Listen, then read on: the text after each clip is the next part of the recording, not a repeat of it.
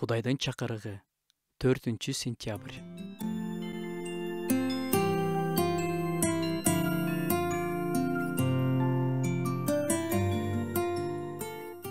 Адам өзүнүн эмоцияларын башкара алабы? Ачуум келип жатса, келип жатат. Бирөөнү сүйүп, жакшы сезимдер келип жатса, келип жатат. Аларды мен кантип токтото алам? Сезимдердин келишине ар кандай шарттар себеп болот да. Аларды мен башкара албайм деп ойлойбуз. Кудайдын сөзү бул тууралуу эмне дейт? Мыйзам кайталоо китебинен бир аят окуп кетели. Кулак сал, жүрөгүңөр опкол жубасын. Тынчсызданбагыла, коркпогула.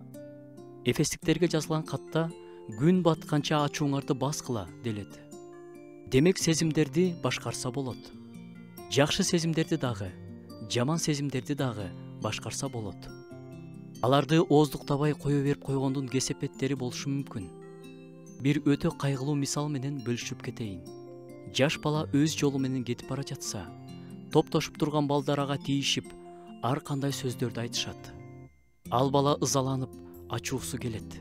Шашпай тургула, азыр мен силерге көрсөтөм деген ой менен ал үйүнө кирип кетет дагы, колуна бычак алып чыгат. Арадан үйүнө кирип, чыкканча убакыт өтөт. Бирок ал ошол арада ачууга алдырып жатам, кой токтотоюн деген ойго келбей, ачуусун тыйган жок. Аягы өтө кайгылуу болду. Балдардын бирине ачуусу менен бычакты сайып, ал кансырап баштаганда өзүнө келип, эмне кылып салдым деди. Бирок кеч болуп калган эле. Келип жаткан сезимдерди көзөмөлдөгөнгө мүмкүн. Кудай бизге ошондой жөндөмдүүлүк берген.